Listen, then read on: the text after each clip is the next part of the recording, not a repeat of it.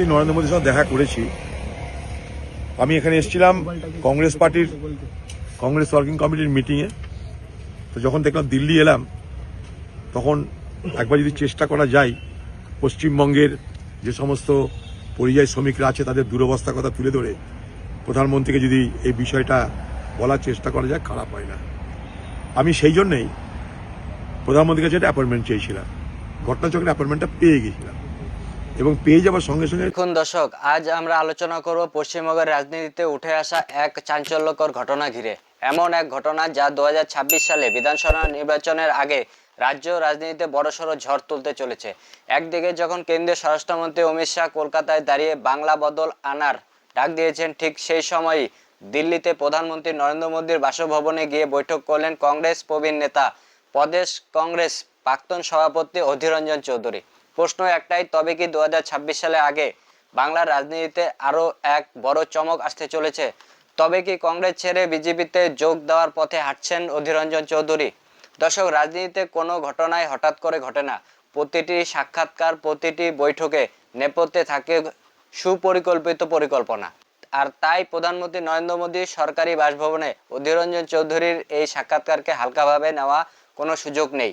এটা একটা বিষয় স্পষ্ট, এই বৈঠকে শুধু সৌজন্য সাক্ষাৎ নয়, এই বৈঠকের শুধুই কোনো চিঠি জমা দেওয়ার বিষয় নয়। এই বৈঠকের সময়ে দিক থেকেও, রাজনীতি প্রেক্ষাপটের দিক থেকেও অন্তত তাৎপর্যপূর্ণ। কারণ সামনে পশ্চিমবঙ্গে বিধানসভা নির্বাচন, কারণ রাজ্যে তৃণমূল কংগ্রেসের বিরুদ্ধে জনরোষ ক্রমশ বাড়ছে, কারণ কংগ্রেস কার্যত বাংলায় অস্তিত্ব সংকটে, আর কারণ বিজেপি এখন একমাত্র শক্তিশালী বিকল্প শক্তি হিসাবে উঠে এসেছে পশ্চিমবঙ্গ। তার আগে শুনে নিন অধীর রঞ্জন চৌধুরী এই সাক্ষাৎকার নিয়ে ঠিক কি বললেন। দেখা করে তাকে বোঝালাম যে পশ্চিমবঙ্গ থেকে লক্ষ লক্ষ পরিযায়ী শ্রমিক তারা বাইরের রাজ্যে থাকে, তাদের উপরে অত্যাচার হচ্ছে, অন্যায় অত্যাচার হচ্ছে, এবং সব থেকে বড় কথা, এগুলো বিজেপি শাসিত রাজ্যে হচ্ছে। এটা আপনাদের দেখা দরকার। এরকম লক্ষ লক্ষ পরিযায়ী শ্রমিক আছে বাংলায়। এটা গেল এক। 2 নম্বর হচ্ছে, আমি এটাও বলেছি যে মতুয়া সম্প্রদায়ের মানুষের ভোটাধিকারের কথা, এবং আমি এটাও আপনাদেরকে বলছি যে উড়িষ্যায় যে ঘটনা ঘটেছে, আমার জেলার একটা ছেলেকে জুয়েল, তাকে পিটিয়ে মেরে দেওয়া হয়েছে উড়িষ্যাতে। আমি, আপনারা জানেন, কিছুদিন আগে আমি পানিপথেও গেছিলাম এই পরিযায়ী শ্রমিকদের জন্য, এবং আমি আগামী দিনে উড়িষ্যাতেও যাব এই পরিযায়ী শ্রমিকদের জন্য। আমি বাংলার পরিযায়ী শ্রমিকদের উপরে কোনো অত্যাচার কোথাও হলে, কোনো রাজ্যে হলে, পশ্চিমবঙ্গ সরকার কি করবে জানি না। আমি হেরেছি এটাও আমি জানি। আমি হারিবা যদি পরোয়া না করে সেই সব রাজ্যে গিয়ে সেখানকার পরিযায়ী শ্রমিকদের উপরে যাতে কোনো জুলুম, অত্যাচার, কোনো রকমের অন্যায় না হয়, তার জন্য আমি আপ্রাণ লড়বো এবং চেষ্টা করব। এই চেষ্টা করে পানিপথে থামিয়েছি, এইভাবেই আগামী দিন উড়িষ্যাতেও থামাবো। কথা দিয়ে গেলাম, আমি উড়িষ্যাতেও যাব খুব তাড়াতাড়ি। সেই সমস্ত শ্রমিকদের কাছে গিয়ে দরকার হলে উড়িষ্যায় বিধান ভবন পর্যন্ত আমি যাব আন্দোলন করতে তাদেরকে নিয়ে।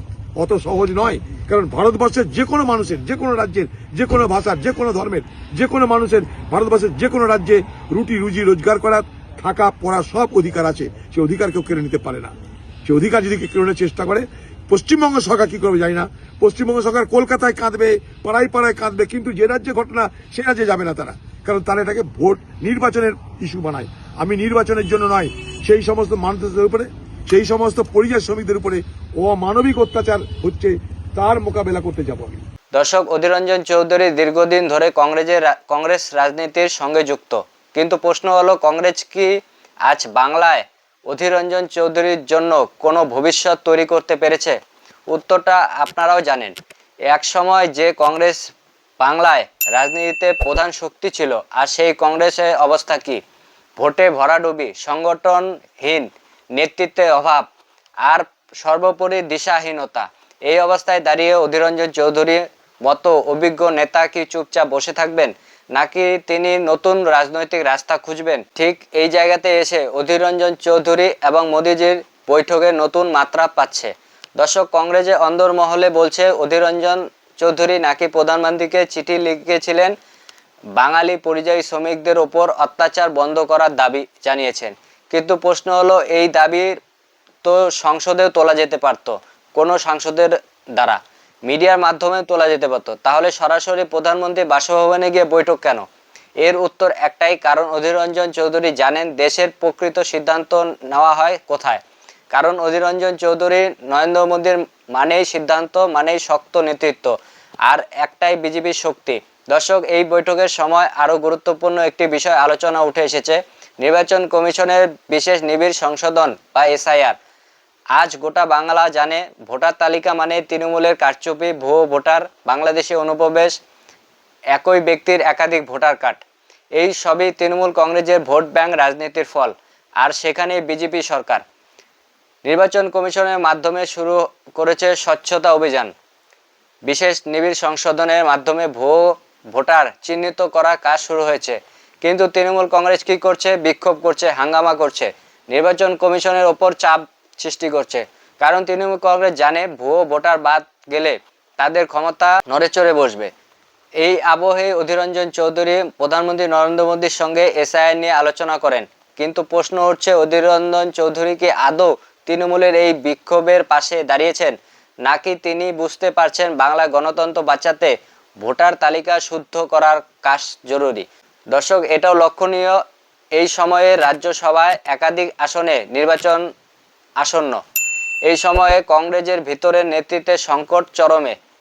এই সময়ে বিজেপি বাংলায় সংগঠন শক্ত করছে বুথ স্তরে। এমন সময় অধীর রঞ্জন চৌধুরীর মতো নেতা যদি বিজেপিতে আসেন তাহলে কি হবে?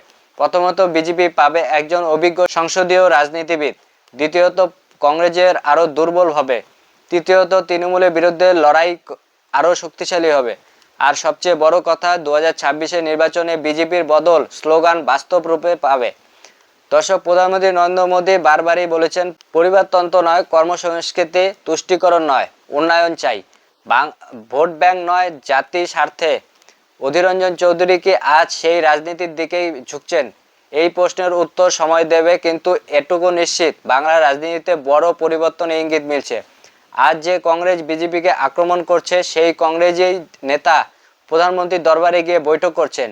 এটাই প্রমাণ করে বিজেপির গ্রহণযোগ্যতা কতটা বেড়েছে। দর্শক, তৃণমূল কংগ্রেস যতই বিজেপিকে আক্রমণ করুক, বাস্তবটা একটাই, বাংলার মানুষ পরিবর্তন চাইছে, ভুয়ো কার্ড নয়, প্রকৃত ভোটারই ভোট অধিকারই চাইছে, দুর্নীতিমুক্ত সরকার চাইছে। আর সেই পরিবর্তনের মুখ আজ বিজেপি। অধীর রঞ্জন চৌধুরী এবং মোদীজি বৈঠক সেই পরিবর্তনের ইঙ্গিত কিনা তা সময় বলবে। তবে এতটুকুই স্পষ্ট, 2026 আগে বাংলার রাজনীতিতে আরও বড় চমক অপেক্ষা করছে। এই ছিল আজকের বিশ্লেষণ। আপনাদের মতামত কমেন্টে জানাতে ভুলবেন না। ভিডিও ভালো লাগলে লাইক দিন, শেয়ার করুন, আর বাংলার রাজনীতির প্রতিটি বড় আপডেট পেতে আমাদের চ্যানেলের সঙ্গে থাকুন। ধন্যবাদ।